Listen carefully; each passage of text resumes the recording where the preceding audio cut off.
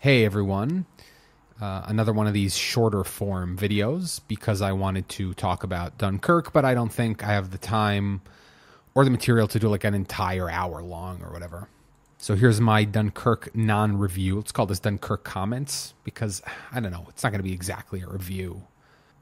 If you want a very short, one sentence description, I really hesitate to use the term masterpiece. I think it's overused and understood. Like, people don't really understand what a masterpiece is exactly.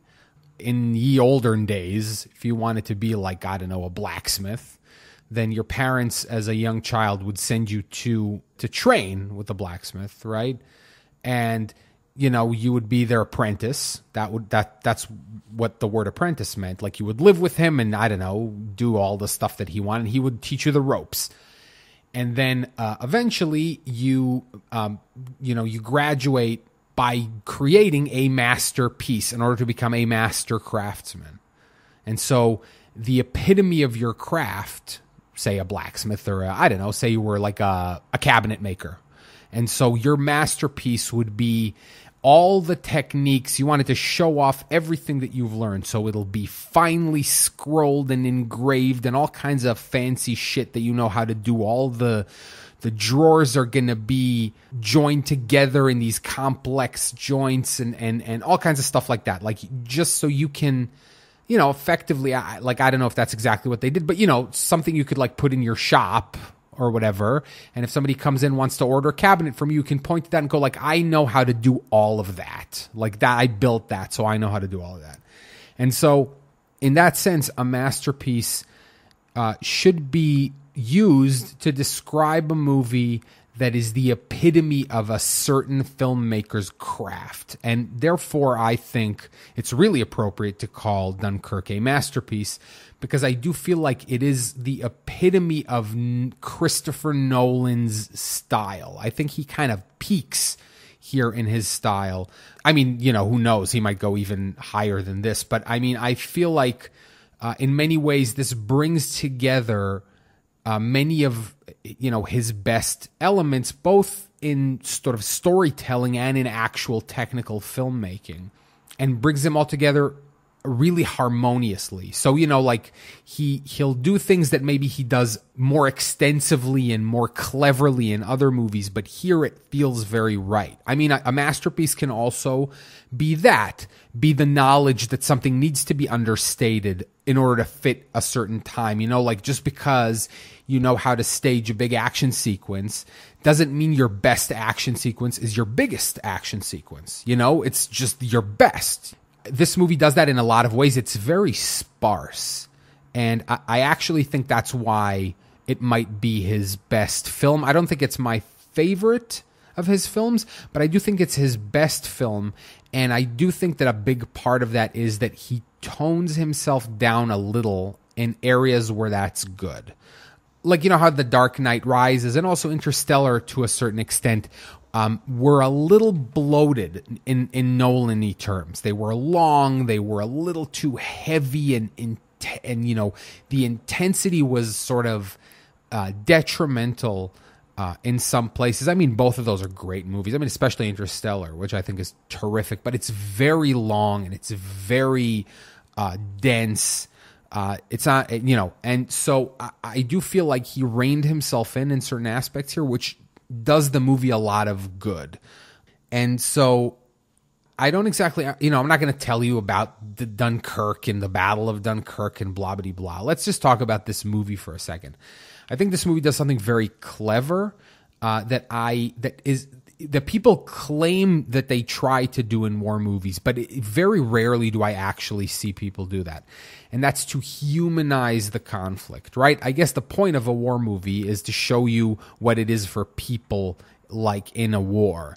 But I don't think I can name a movie that does a better job of that than Dunkirk. I can think of like the D-Day scene from Saving Private Ryan, but that's a scene. That's not a movie. But then you take something like Black Hawk Down, which is sort of intense combat the entire movie, but it's done in sort of this in this way where it's more action-y also and exhilarating. This really is a war movie in like the purest sense. It feels like a war. It feels scary and panicky and grit your teeth, clench your fists for the entire runtime. Exciting, maybe not, but exhilarating and tense. And you really don't realize how little movies affect you until you watch one that really affects you. And I mean, yeah, my heart was pounding and I was like, biting my knuckles. It's really, really intense to that degree. And back to what I was saying, which is that the way this movie humanizes the conflict is it strips away the size of the conflict, right? Because you can get lost in the numbers, especially in World War II, but also like World War I. Like just the casualty totals are so incomprehensibly large. Because what is 1 million dead? What does that number mean to you? 1 million, right? You can 100. If you look at a room that's full of people and you go, 100 people, like all of these people died, say, in something, that's pretty awful. Like sit down and write a list of 100 people you know, and like imagine that all of them died, right? And how horrible that would be. But 1 million, you wouldn't be able to write down a list of 1 million people that you know. I don't know the social science behind this, but I know how many people you meet in your life. But I mean, it's got to be less than 1 million.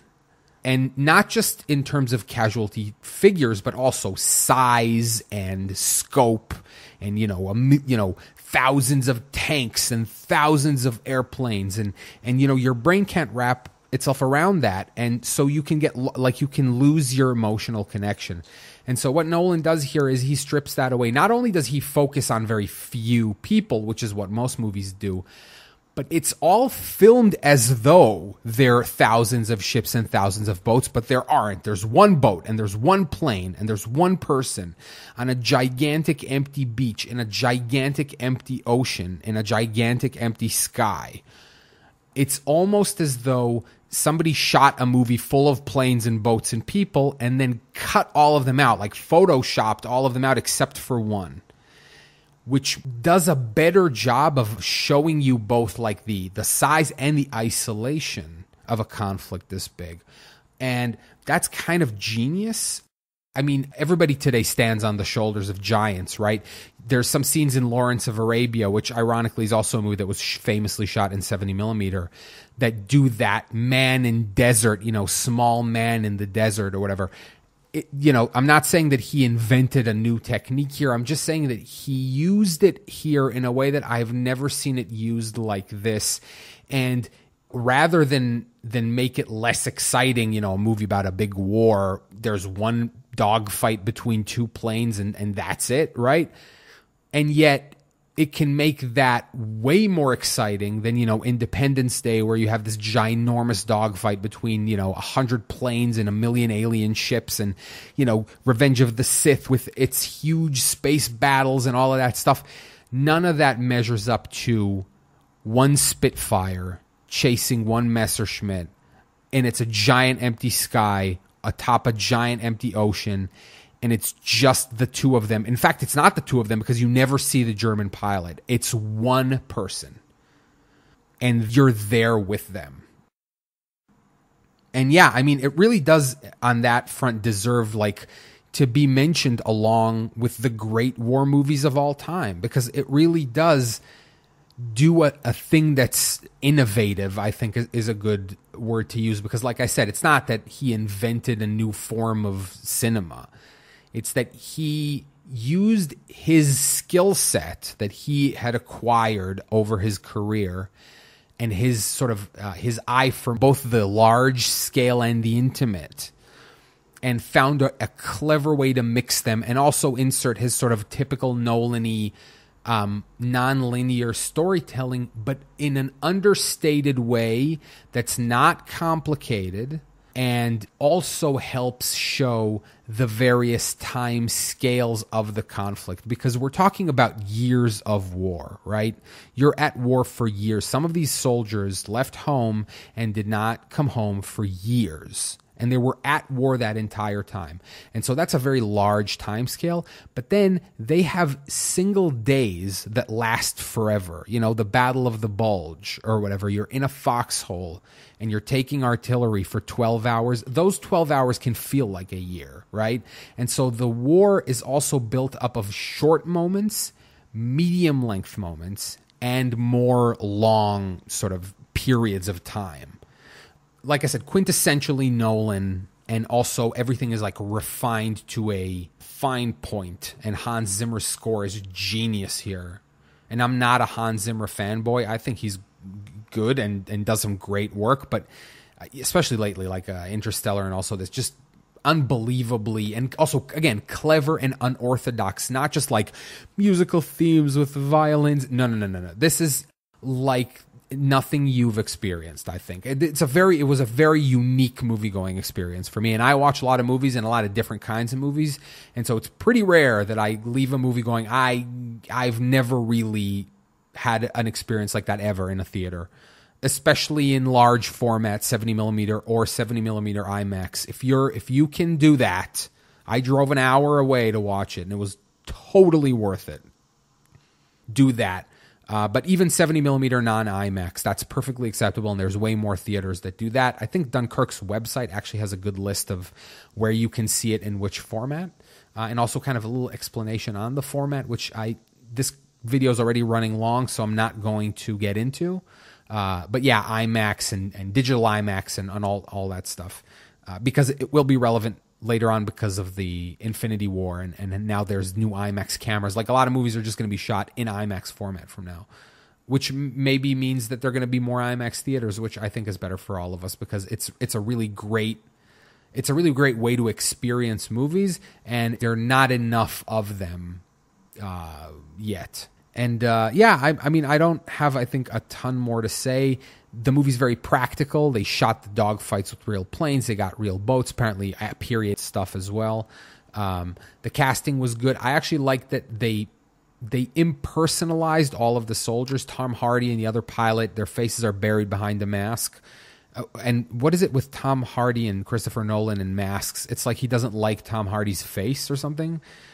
His face is always behind some shit. But it's hard to tell them apart. It's hard to tell the soldiers apart. I think they cast people who kind of look the same and have sort of the same hair, while the civilians are all very visually distinct. I think there was a little bit of a point to that.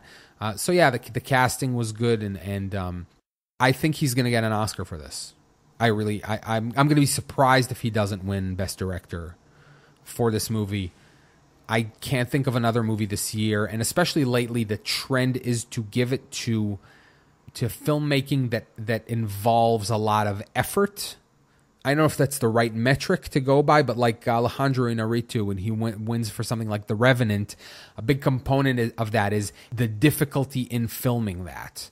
And so this was very difficult to film, and they went the extra mile of, you know, having to mount these IMAX cameras on old planes and film on the real locations. They had to minesweep the beaches they filmed on because they were going to be lighting out pyrotechnics, and there's still duds there from when Dunkirk actually happened. So, you could very easily just take a shortcut and not do that, but instead they did the really real stuff. And I think it shows. And yeah, I'm going to be very surprised if he doesn't win the Oscar. And that's about it. So Dunkirk, go see it. Really. I can't recommend it enough. Between this and Baby Driver, which is it's almost on the complete opposite side of the spectrum of this. You go to see Baby Driver because it's fun. And so you want to see like something big and loud and fun. Here it's also big and loud, but you want to see it because the emotional impact is heightened because it's big and loud. And boy, is it loud. Apparently louder than the real things were, but I see the exact reason for that. Because, like I said, the point of this movie is to make you scared. Is to make you as scared as the people in the movie are.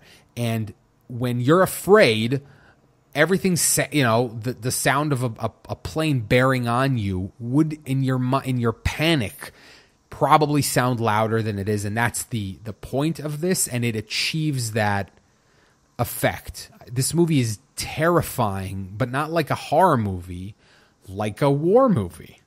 See? And so, yeah, that's my rant on Dunkirk. Check me out on all of my regular places, Neon Taster on Twitter, Neoncast on Twitter as well, and neoncastpod@gmail.com. That's the email for the podcast. And also you can check me out on Twitch, which is twitch.tv/neontaster. And so, yeah, thanks for listening if you have been listening. And if not, then why am I talking to you?